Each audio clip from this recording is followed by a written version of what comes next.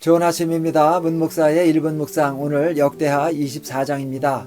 아달랴의 학살극에서 구사일생으로 살아남은 끝에 극적으로 왕위에 오른 유다왕 요아스의 이야기입니다. 요아스의 생존과 왕위 등극을 보면서 다시 한번 하나님의 크신 은혜를 생각하지 않을 수가 없습니다. 결코 자립할 수 없는 핏덩이가 극적으로 살아남아서 7살 어린 나이에 왕위에 오르게 된 것은 하나님의 크신 은혜가 아니고는 생각할 수가 없는 일이죠. 그렇게 위태롭게 그지 없지만 하나님의 은혜로 유다의 명맥은 이어지고 있습니다. 풍전등화요, 백척간두의 위기에 처하면서도 끝내 이어져 가는 것, 결국 이루어지고야 마는 것, 그것이 하나님의 나라이며 하나님의 약속이지요. 하나님의 크고 깊으신 구원의 역사로 인해서 하나님의 나라는 서가는 것입니다. 요아스는 명암이 극명하게 대비되는 인물입니다.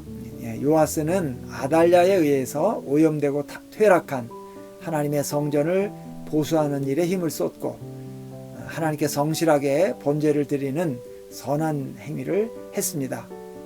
그러나 그것은 어디까지나 제사장 여호야다가 살아있는 동안뿐이었습니다. 강력한 후견인이었던 여호야다가 세상을 떠나자 요아스는 마치 기다렸다는 듯이 타락합니다. 성전을 등지고 아세라 목상과 우상을 섬깁니다. 그 일에 대해서 여호야다의 아들 선지자 스가랴가 경고했을 때 요아스는 스가랴를 죽입니다. 배은망덕도 이런 배은망덕이 있을 수 없습니다. 타락 일로를 걷던 요아스는 아람과의 전투에서 중상을 당하고 돌아와서 침상에 누워있는 상태에서 신하의 손에 살해당하고 맙니다. 신하들은 요아스를 왕들의 묘실에 안장하지 않습니다. 하나님께서 이루어 가시는 하나님 나라지만은 그 하나님 나라 건설에 참여하는 사람들의 연약함으로 그 나라는 자주 난관에 봉착합니다. 오늘 우리가 다시 한번 다짐해야 될 일은 어찌하든 하나님의 나라를 난관에 부딪히게 만드는 잘못을 범하지 않도록 해야 되겠다 하는 것입니다.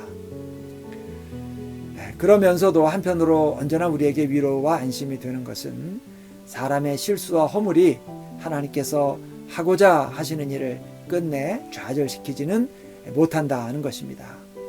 요아스의 타락이 하나님께서 하시려는 일을 막아서지는 못했습니다. 하나님의 나라는 하나님께서 세워 가시는 것입니다. 하나님이 하십니다.